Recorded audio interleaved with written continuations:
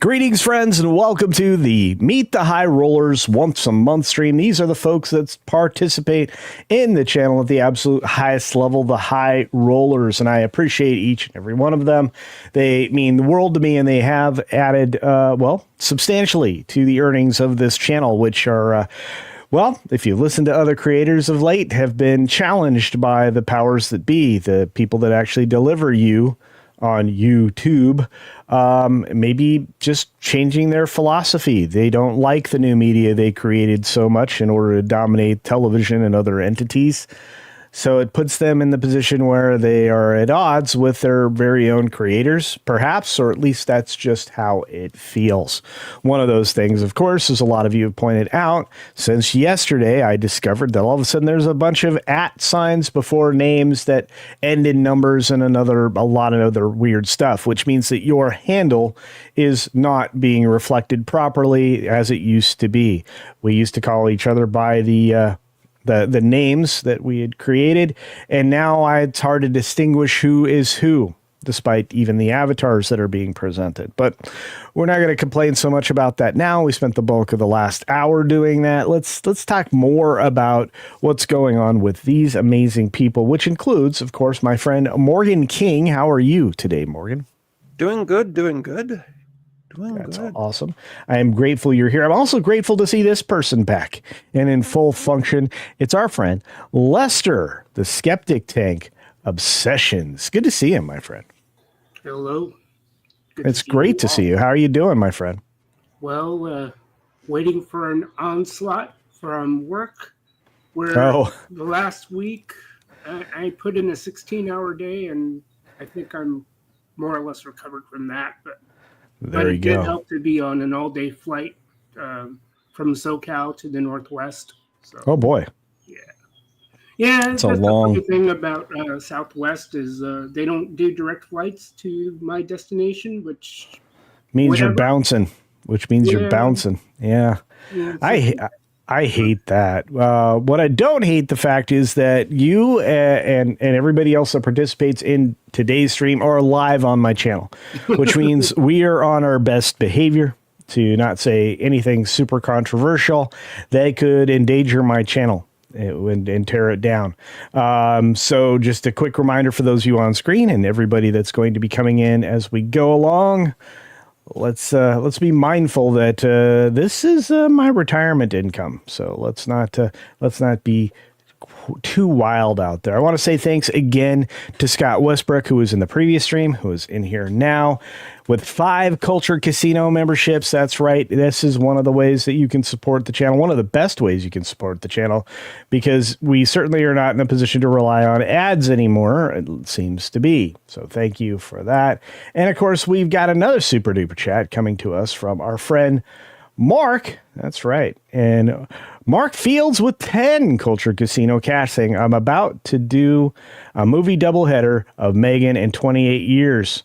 Wherever you are, I hope I hope you all be safe and stay positive. You know what, Mark? That's the best advice ever. Again, thank you for your additional support today. This world needs more of it than ever. I agree. Love to you all. Love to you, my friend. I hope you enjoyed both films. 28. Go ahead. Let us know how Megan is. Yeah. Oh, yeah, indeed. Yeah. 28 years later is a slow slog, but it's appreciated by many people in the horror community. And as is Megan 2.0, I've heard nothing but positive about that. It's just off to a slower start than I think they expected. Speaking of expectations, we got our great friend here. Oh, he's gone. He was here a minute ago. Now he's not here. Commander Ed Straker of Shadow. If he comes back in, we'll drop him on the screen and get going from there. Rod Thunderheart, good to see you, my friend. Hope everybody's staying well. I really appreciate all of you being here. Davina Duckworth has sorted out some of that handle. We've got the lovely Sherry also sorting out her handle. So this is getting a little better, maybe. I don't know. Hey. We've got several folks out there. I appreciate Sherry's out there. Jill Powers is taking care of things out there. I'm on task, boss. You are, and you took care of the last stream beautifully. We got Battle Bunny out there. Good to see you, my friend. And Mark Daly, buddy, I've been missing you. I hope everything's going well. I always worry when people disappear for a period of time. Beach Dad is out there. What's going on? I got my name back. If you want to change the name back, you can do it in settings in profile. Really? Maybe that's a good idea. I look, I'm going to tell you right now. Having the @ sign is unnecessary or superfluous is the fancy way to say it. Pretty wild. But I want to say thanks to you out there, the 35 of you watching the High Rollers. And again, Morgan, I appreciate it. And our wonderful friend Lester, I appreciate that as well. Rob Altus is out there in the world. Good to see you. And let's see. Georgia Peach. Hey, I found this channel. Thank you for that. And it looks good. People are starting to clean up their names. The lovely Penny is out there. You can never forget Penny. Penny is commenting on videos left and right, which I appreciate. All of you are appreciated. Okay. Now, raise your hand if you're Canadian. Morgan. Okay. Lester's like, I don't have my camera on. No, I am not. That's right. So let me ask you a question. We covered a little bit on the previous stream that you have this weird digital services tax. That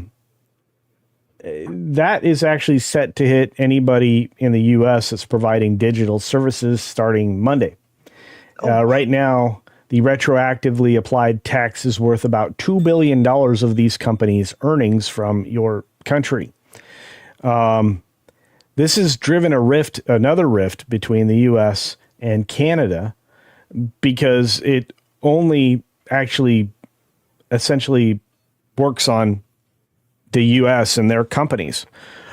Would your life be disrupted if these giant tech companies and these streaming services and all of these other things that are crossing freely the digital lines, would it hurt you substantially if all of a sudden you didn't have access to Amazon and or Meta and or any of these other giant corporations that basically supply all these digital access points? Yeah, it would definitely. If they decided to cut Monday, Tuesday, Wednesday, that would definitely. Let's say YouTube. YouTube cuts their services. There goes all my entertainment. Yeah. Amazon, I buy a lot of stuff off of Amazon. Yeah. Cut back on that, really. And there goes that. Yeah. Netflix, like I don't use Netflix. YouTube Music would be another one that would get hit. Yeah, I think there's a lot. There would be a lot of disruption if they and for not all that much money. Although I know that your government keeps giving away social services to the extent that $2 billion would actually, maybe help a little, but $2 billion for nothing doesn't seem like. I mean, that doesn't seems like a civilian access tax. And here's the other problem. What if those companies respond with taxing you 2% every time you do anything with their service? Because you know that the corporations are going to want to not absorb that, right? Yeah, that would not be good. Is my mic better now? You sound great. Okay. Sherry just mentioned I was a little. You were a little low. Yeah. Okay. Let me see if I can fiddle with that a bit on the back end. Mic settings. Move the microphone around, and that should help. No, you sound fine. Yeah, you sound fine on this side, so I don't know. All right. But anyway, so there we go. All right. Go ahead. I was just going to make a joke that the taxes that would come from this bill would go to help funds that are not in Canada.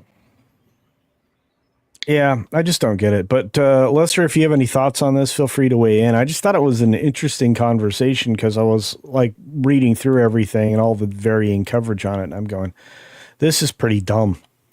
I mean, for all the talk about transparency, we're not even like a good fraction of the way there in terms of, if people were to be transparent, you would you would think there might be a lot more resistance to, I don't know, maybe more openness to, okay, that seems like a fair tax. But the question, it seems to be across the board. I can only speak to what I've encountered in California when I was living there, and in some ways here in Oregon, where I get a sense my tax dollars are being used, but especially when I was in California, I go, where are the tax dollars now? And I always made a joking gesture, hand showing the money and then putting it into the pockets. I don't know. And I mean, it's almost like I don't need an overhaul, but it almost feels like we got to have an overhaul, like rethink the whole government job ethos. Because, gee, I mean, there is a reason why my parents kept pushing that we get government jobs, because it's hard to get fired, and you're almost what, guaranteed a decent salary depending on what position you pick up. Oh yeah, it's almost as, and if I'm not mistaken, depending on what historical scuttlebutt you follow, these government positions in the past, they were not really desirous, and they were really temporary. You know, it's like with what they did with the draft at the time, where you only put in 2 years, 4 years, whatever you decide to pursue in the military services, whatever job you wanted. You only were there for 2 years. You did your, I guess you call it your civic duty. yes. Where now it's like we need more revenue, because it's going to be interesting to see what the Don can get away with, because he is or has been trying to run the country more like a business and trying to cut the dead weight. And Well, as much as that hurts a lot of people who have working jobs, because I've like I mentioned in I think the last High Rollers, where things happen in private industry a lot more dynamically than say in the public sector, where you don't have that level of dynamism, where if you're slow, sorry, but there's a chance you could be out of a job. I hate to put it that way, but that's just, in my years of working, that's how it is. You know, well, yeah, I'm with you, but I think the efforts to remove unnecessary regulation, is always a good thing, especially when you're trying to help business. So, I think you're right though. But I have actually a pretty broad question to ask everybody here, and I want to say hi to Horror with Nads. If you're not subscribed to her channel, you should be. She is doing great things, including participating. There she is in the Campione channel, which many of you should go check out. It's a lot of fun. I've got some segments to record today with Nads and others, starting in just about 45 minutes. So I'm pretty excited about that. And the rest of you will be headed over to Salty Nerd Podcast live right after this show. But this is something I want to talk about. It's in the pop culture wheelhouse, and I think you guys may be interested. You guys know, you ever heard of this character called James Bond? Yeah. You've heard of that guy? Yeah. And I have my preferred actor, but I guess it's part of the primacy bias. I'll say right away. For whatever reason, Dalton still does it for me. You know, I think he's fine, and I think he was the most violent Bond if we were gonna stack them up all together. But let me take a look, and moderators, if you can find Horror with Nads' channel and Campione Reacts and put those up there, Jill, I would so appreciate that. We actually have a list now, an actual list of people for the James Bond character. Are you ready? Yeah. Yeah. Here we go. Boom. Amazon's James Bond shortlist includes Jacob Elordi, Harris Dickinson, and Tom Holland. First of all, isn't Tom Holland like 5'0" I think so. I mean, isn't the plank faced girl like that? He's his girlfriend. Isn't she like taller than he is? I think so again. I'm not. Can he pull off an accent? Because I know there have been a lot of people from different countries who pull off a perfect American accent. I think the most notable one from my recollection is Yvonne, I think her name is Yvonne Strahovski, from the series Chuck. I didn't know that she was Australian, and she had some Polish background too, but I wouldn't have guessed her being Australian. So if Holland can pull it off, okay, maybe. But looking at those faces, and I hate judging a book by its cover, but when Mead or Midnight's Edge in the Morning, when they flash that Ironheart poster, there's something about a face. Like, it doesn't sell. Like, when I looked at that poster, that I know it might have been a gag if I remember the context. So looking at those three faces, I don't know if they've got I don't know if they got it. I hate to put it that way.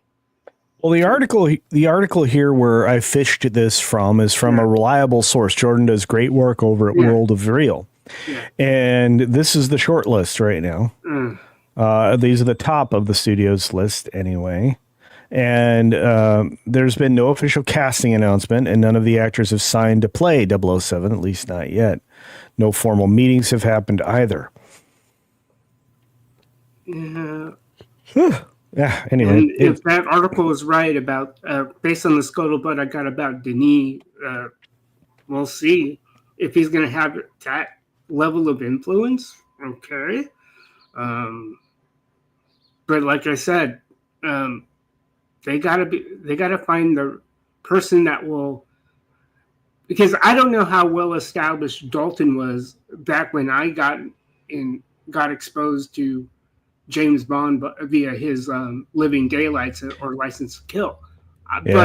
But I don't know what kind of draw that person, like, people knew Pierce Brosnan, and I'm sorry, I still think of him as the dude from Mrs. Doubtfire, because that was my first exposure to Pierce Brosnan.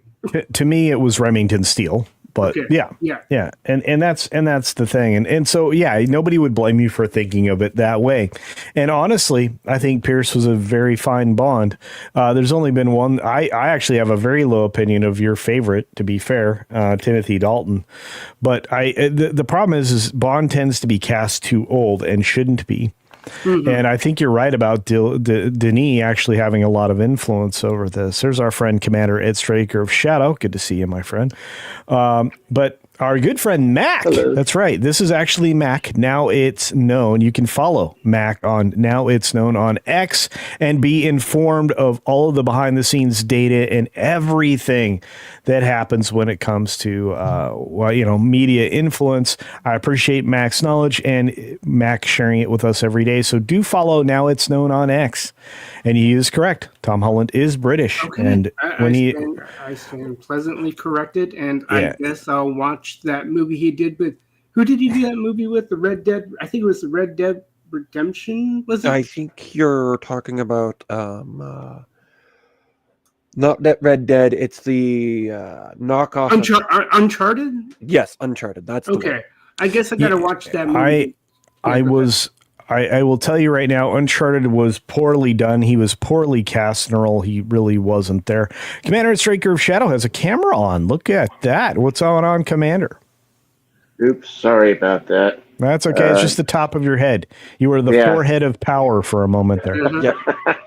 I was sorry. Earlier, I had a lot of noise in the room, so I couldn't come on earlier. Well, and I know you're dealing with sketchy internet from time to time too. But, that also too. It seems like the stupid changes they've been doing on YouTube is kind of also affecting my StreamYards on the phone. It used to be I could take the link from YouTube, and then when I would come on yours, I could turn it off volume. No, now if you go back and turn off the volume, it doesn't show the original YouTube page. So you got an echo and. It's bizarre, but hey, what else is new with YouTube? Oh, I was commenting on the you were talking about the Canadian tax that they're going to put on certain, like a variety of things like live streaming. I think the easiest way for Trump to cure this is to put a 200% tariff on all Canadian film, TV production, which would immediately murder. Because where does most of that show up? Most of it in the United States.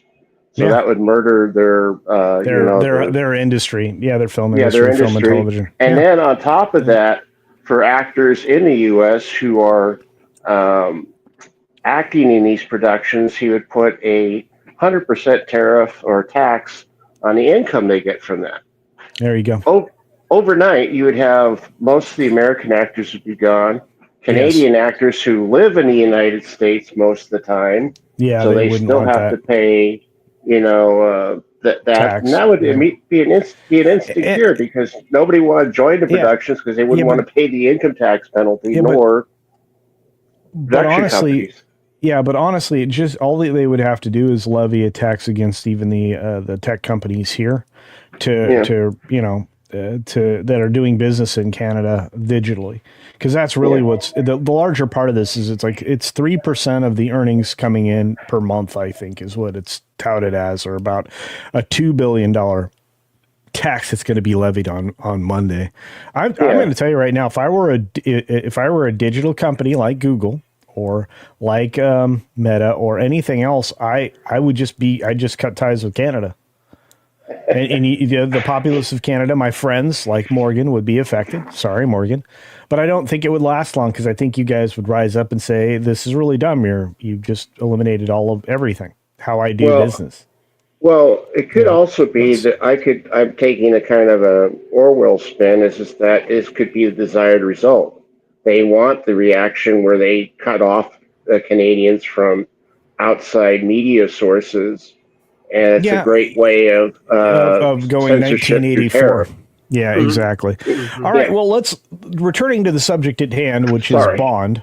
No, you're fine. You entered late. But Rob Alta says terrible prospects for Bond. I agree. But here's the one I think would be tolerable. Aaron Taylor Johnson. He was the guy it had been suggested to me that would be the next Bond. So my thoughts are here, and I'd actually fully expected him to be already announced as cast for the role, and I would love to have Henry Cavill. So, and lovely Sherry, I want to say thank you very much for your addition here, but I think they'd be both great, to be fair. Yeah. I don't know. Also, too, you'd have to make sure you get somebody who, like Cavill, he likes the fans. And he doesn't, when he's acting, he doesn't have one of the problems, like you were saying, about unlikability of a lot of these actors. If you look at a lot of the Ironheart people, they all have, resting bee face. And, whether they're happy, they're sad, their faces seem to be frozen in a single, single pose. And it's like, it doesn't make any sense at times, so. Davina just hit it on the head right there. Like, I don't care what. Let's put it this way: based on the scuttlebutt about Gladiator 2, not even Denzel could have saved that whatever that they tried to push out there as Gladiator 2. So you could put, I would say, you could put any A-list actor in this iteration or whatever proposed iteration of Bond, and it would just, if they don't do it right, it's got to be from the ground up, because even I don't know how they're going to spin this, for a lack of a better term.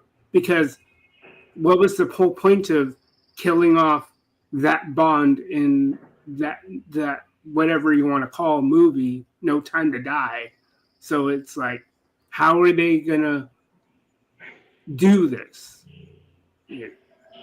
Well, they could do they could go two ways. One, they could try to do it like Star Trek, where it's like, no, there's an alternate reality. This is Alex Kurtzman reality of Star Trek, whereas the Roddenberry reality is something completely different, and all that vapid nonsense.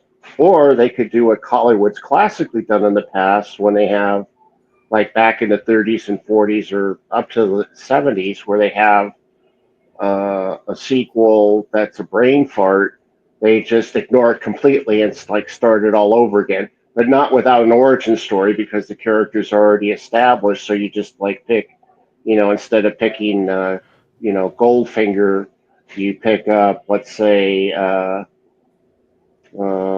Thinking one of the hokey movies, Diamonds Are Forever or something.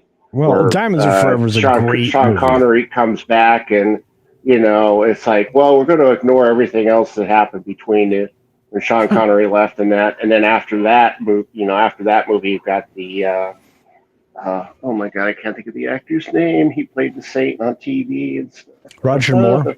Roger Moore, thank you. And then you have get sort of slides in the right. It was well, to start where they were. Roger Moore was started too old and too well into his career to be Bond, and that worked out for several years in films, but it was a little too late. Firearms. Yeah. Well, regardless, I look. I wanted to highlight this because Apex Comics adds a relevant question: whether or not you found any of those 3 Bond prospects attractive. Well, Dickinson and Elordi and obviously, Spider Boy. I look at them and they all look like little kids and they don't look like men. And they and the point here that I want to read is the fact that, you're going to get suggestions to like the least masculine men, such as Paul Mescal and Pedro Pascal. Mescal and Pascal. Yeah, I mean, what is this? This is a terrible, gladiator movie, like you were talking about. These are not people that should be cast as the next Bond. You need somebody with a masculine look that has to be there, and yet this is a complete demonstration of their abandonment of men. And the promotion of weak men. In fact, that was the theme of the peak masculinity video that I had that sent off all the silly people and the triggered people to attack me personally over the fact that, a director called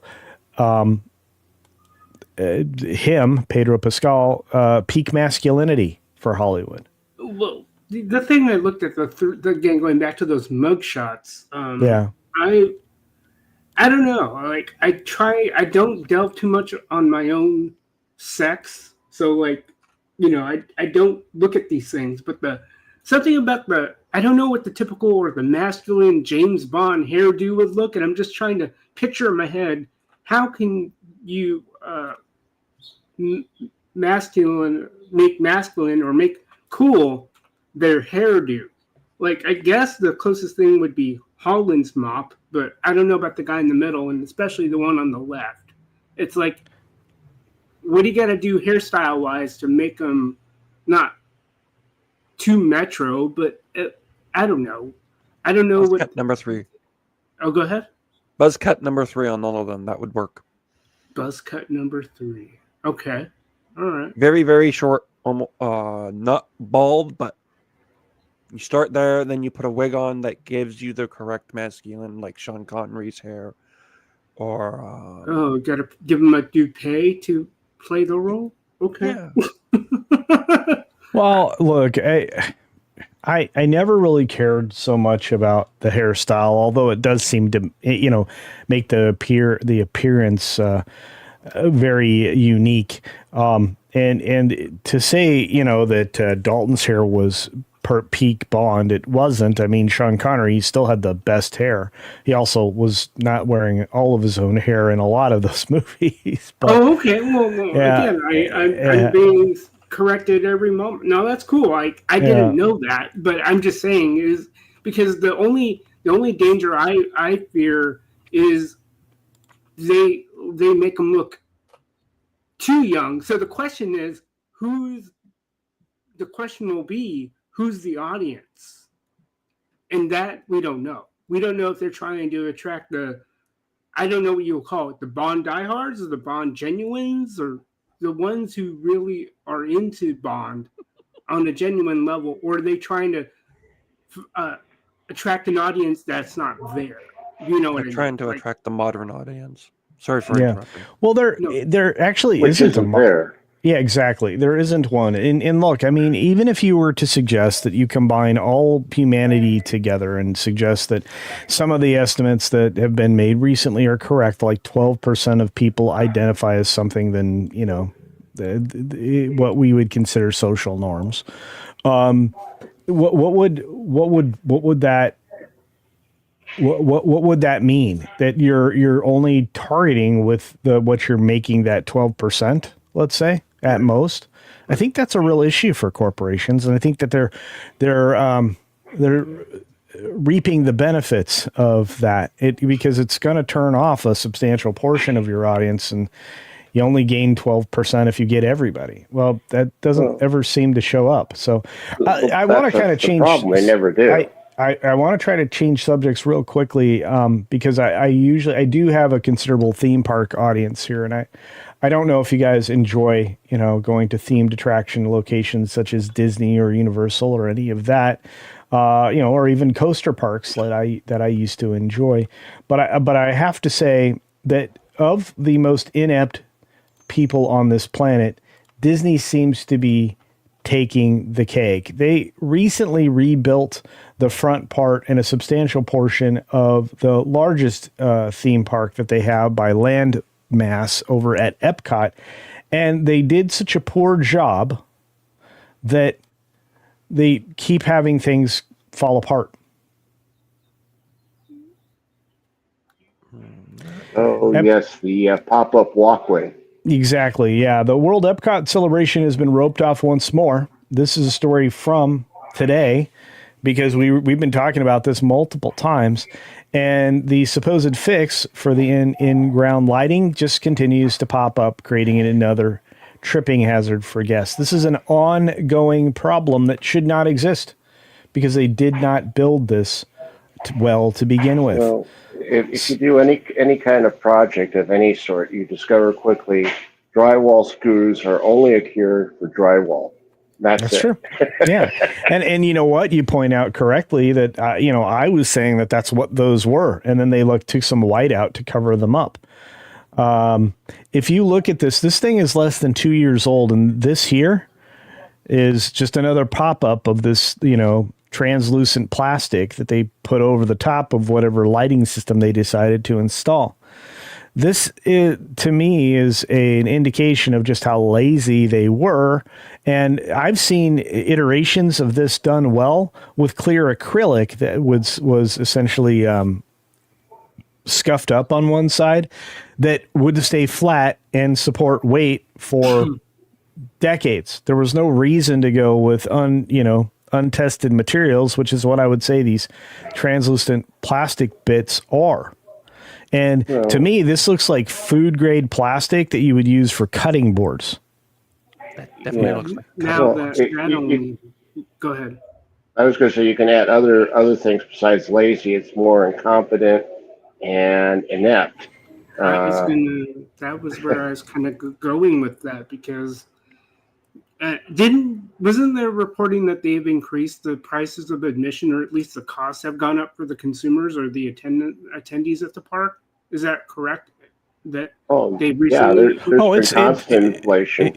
They've increased their prices like 5 or 6 times in the last 2 years. So you're not uninformed. Let's just put it that way. I'm just again, where's the money going? Because it's almost as though we kind of can say it goes all the way to the top, but at the same time, there's only so much the top can do. Just because when you get so big, you're losing all the oxygen in terms of the connectivity between the various, what do you call franchises within the Disney family of parks, whether we're talking Orlando or Disneyland. But it's either something cultural in who they're hiring or they're not hiring, or what is it? Because it almost seems like you're hiring inept repairmen, women. I don't know. That just speaks of yes, we understand that that costs have gone up, and I would think that part of the cost increase would try to hopefully coax better repair people. Otherwise, I guess the parks aren't exactly the best workplace environments based on this degree of laziness that we're perceiving anyway. The people, the quality people are out there. It's just that Disney's refusing to hire them because they have other agendas that are more important to them. DEI, No, that's other type of eye wash issues that you are 100% right in that. But I want to bring up a point that's in the chat here real quickly, Commander, and that is the recent exception would be Test Track. They just recently reopened that. It's got an incredibly long line. It is Test Track 3.0, but that was funded by the sponsor for that pavilion, which is GM. So, and because they didn't fund it, they were probably able to have enough influence so that they didn't get a half done, undercooked, project finished. And you know what? That's a great point. Animal Zone Info. I appreciate that. Look, I find a lot of these failures to be like a consistent and constant thing, because this is not the first time you've got the celebration area, coming under scrutiny. You have not just the ignored lighting or the terrible design around the Walt Dreamer's Point or whatever the heck they call that. It's also in the area around the Moana water feature, which smells like sewer on the regular, and all these other problems that they have.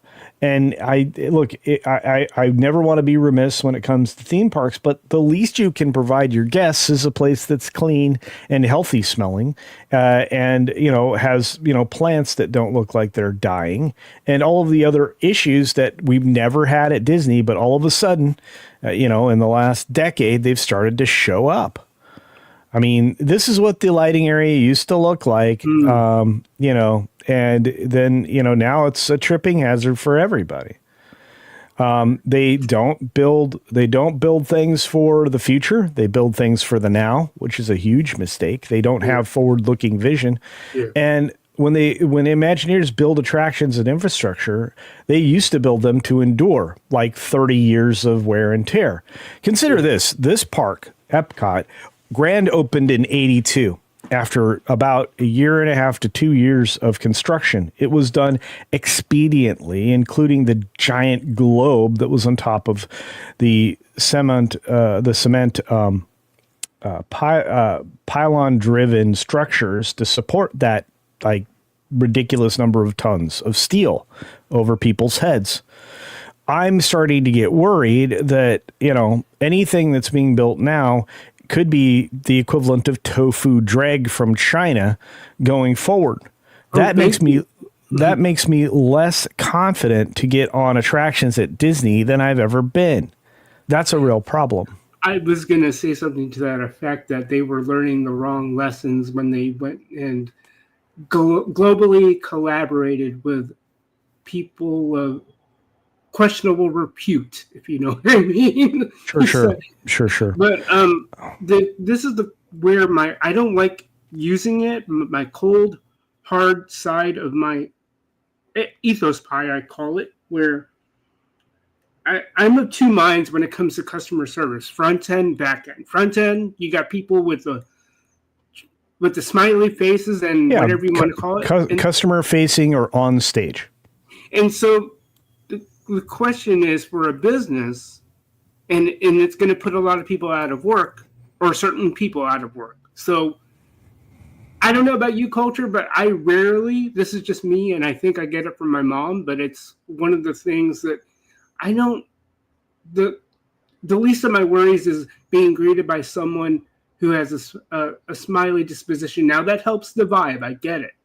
But do I need, what ratio of front end to back end do I need?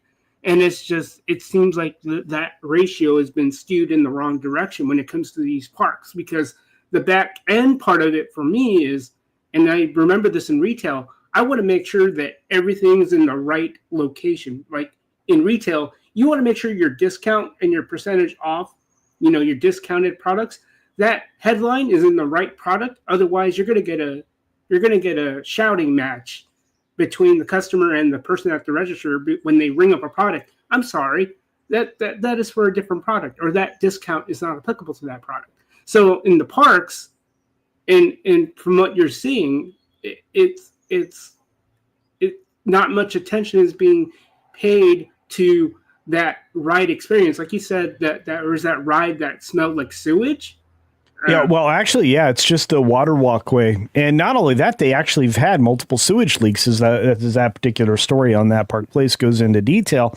Not only in that area, but they had one sewage leakage in the Frontierland portion of the Magic Kingdom and in Epcot itself, just around the corner in the Soarin' attraction which is in the Living with the Land or the Land Pavilion there. They had an overhead leak that was sewage that was leaking from the upstairs bathrooms somehow that actually collapsed some of a concourse area above the entrance to the Soarin' attraction. That's actually beyond the berm or beyond the wall in that particular location. But this is a problem that's happening at Disney too frequently. It's not an issue that seems to be happening anywhere else right now. And it never happened in the past at Disney, any of the Disney parks before. And when it did, it was quickly rectified, usually because there was some kind of sewage blockage or whatever, not for unknown reasons, which is where it's happening in areas of the parks that have been recently redeveloped. Apparently, nobody's doing their job, and that's a big issue. So anyway, folks, we are getting ready to wrap up. This is a short version of everything today because we have more than one thing to accomplish on a Saturday where we have a high roller stream. I am headed over to do some recording in private with my team from Campione Reacts. Very excited. We will be joined in at least 3 segments for this upcoming week, the first week of July, by Joe Rosie, Nadia from Horror with Nads, and Tugs from that Tug Life. And very excited for this morning's activities. Looking forward to it all. And you can find all those ladies on their channels that are actually linked in the Campione Reacts channel page and in all of the videos that they participate in. So I'm very excited. The team is continuing to grow over at Campione Reacts. I have the loveliest ladies that are the most informed people on the planet. And I just want to say another special thank you to those of you who are here and participating in the Meet the High Rollers chat, but most importantly, the people on screen now and everybody who didn't make it today, which seems to be Mexican Iron Man. So if Mexican Iron Man ever gives me a hard time, hey, if he ever gives me a hard time again, once I set down exactly when these streams are going to happen, he just doesn't want to be here. He just likes to give me a hard time and send me into show ideas that will definitely kill me. But I want to say a special thanks to Commander Ed Straker of Shadow for being a High Roller member, to Lester the Skeptic Tank, who I've missed. I am continuing to think about the people that have been struggling with things. So Lester, thanks for being here and your support. And of course, for my pal Morgan King, who's been here forever. That's right. And to say thank you, my friend. I do appreciate each and every one of you out there. If you wouldn't mind, share the stream from earlier. Share the dream. Share the videos that you've enjoyed in the last week. There have been many of them.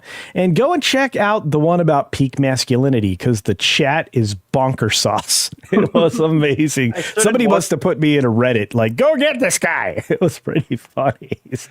I started watching that, and then your live stream, your 6-minute daily started, so I popped over to that and haven't went back yet. Oh no, if you go back, just look at the chat now. It's like some very triggered people showed up and started attacking me personally. This guy plays D&D. Like, that's going to bother me. Or like they're talking about my beard.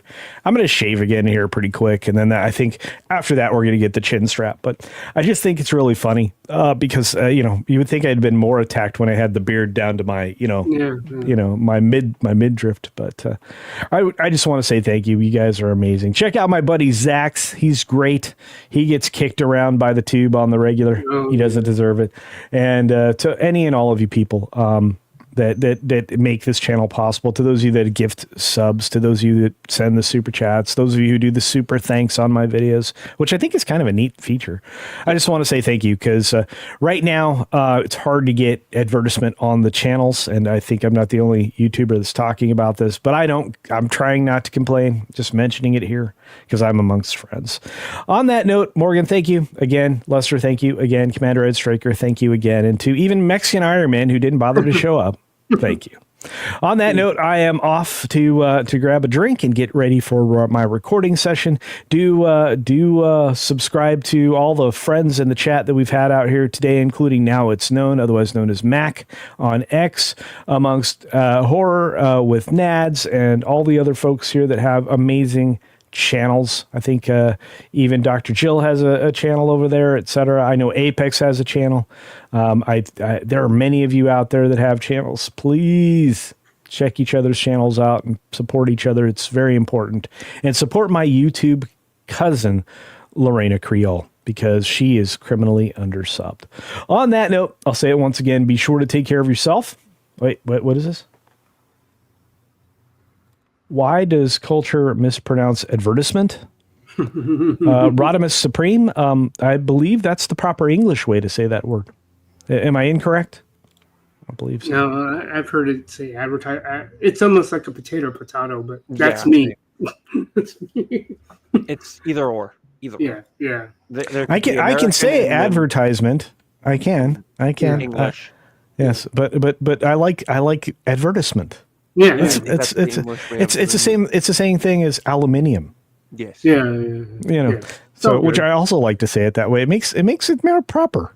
Yeah. Come on now. It's like people You in know. schedule. I'm trying to get used to hearing There's schedule. Yeah, I love schedule. Yeah, I like to stay on schedule. Question for you, Culture. Yes. What do you use for boss? Do you use master or boss? Oh, the boss. I would just call the boss. Because Yeah. English, more British, is Yeah. master. that. Oh and no, I know. American is boss. Yeah. Well, it's okay. Here, you know what? A lot of people out there in the chat call me boss, but it is what it is. All right. On that note, Cool Whip. Yeah. Well, that's the weirdest way to say Cool Whip. It's like there's like extra in there. Like you're adding there's like you're giving everybody like a little breeze. Yeah. Whip. All right. On that, well, we got to go. All right, everybody. Thank you. We'll see you next month on the High Roller stream. Meet the High Rollers on a regular monthly basis, the only public live stream with members that I host. And we'll see you soon. Be sure to take care of yourself. Take care of others. And until next time, see ya. For real.